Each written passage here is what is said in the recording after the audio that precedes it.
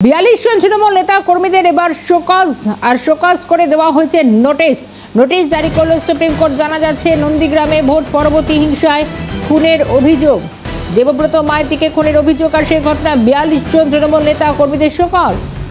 ইতিমধ্যে সেই নোটিশের কপিও পেয়ে গিয়েছেন অভিযুক্তরা। 42 জন তৃণমূল নেতা কর্মীদের শোকজ করা হচ্ছে, নোটিশ জারি করল সুপ্রিম কোর্ট। এবং জানা যাচ্ছে 42 জন তৃণমূল নেতা, একাধিক জনের নাম উঠে আসে। 42 জন তৃণমূল নেতা কর্মীদের শোকজ নোটিশ সুপ্রিম কোর্টের। নন্দীগ্রামে ভোট পরবর্তী হিংসা খুনের ঘটনা, দেবব্রত মাইতি খুনের ঘটনা এবং দেবব্রত মাইতির স্ত্রী কি জানাচ্ছেন শুনবো। সিবিআই করছে, আমাদের আর বলার কি আছে? আমরা কি বলবো? আমরা ওদের শাস্তি চাই, আর কিছু বলার না। আমরা বিচার চাই। 42 জন তৃণমূল নেতা কর্মীদের শোকজ। তৃণমূলের কি বক্তব্য, অন্যদিকে পাল্টা বিরোধী দলনেতা কি জানাচ্ছেন শুনবো। মামলা দেবে, মিথ্যা কেস দেবে, ইডি সিবিআই দেবে, না দিলে শুভেন্দু অধিকারী তো ঘুম ধরে না।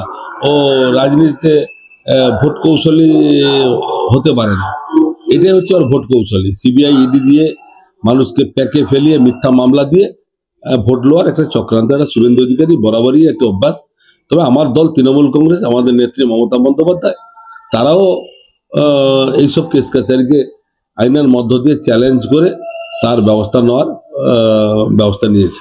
এই বাংলা দখলের স্বপ্ন দেখছেন সিবিআই কে কাজে লাগিয়ে, সিবিআই কে অপব্যবহার করে যুক্তরাষ্ট্র পরিকাঠামোর পরিপন্থী যা নয়, দলনেত্রী মমতা বন্দ্যোপাধ্যায় এবং সাধারণ সম্পাদক অভিষেক বন্দ্যোপাধ্যায় পুরো প্রক্রিয়া এবং বিষয়ের উপরে কড়া পর্যবেক্ষণে রেখেছেন। সময় হলে সবই বুঝতে পারবেন এবং দল সর্বশক্তি দিয়ে সিবিআই এই চেষ্টাকে ব্যর্থতায় সত্যি হয়ে থাকে, এটা সঠিকভাবেই হয়েছে। এখানে রীতিমতো ধমকাচ্ছে ভিডিওকে গিয়ে খুনের মামলার আসামি শেখ সুফিয়ান সাউদ্দিন করিয়ে রেখে হোক বা ড্রামা বা ম্যাচ ফিক্সিং হতে পারে।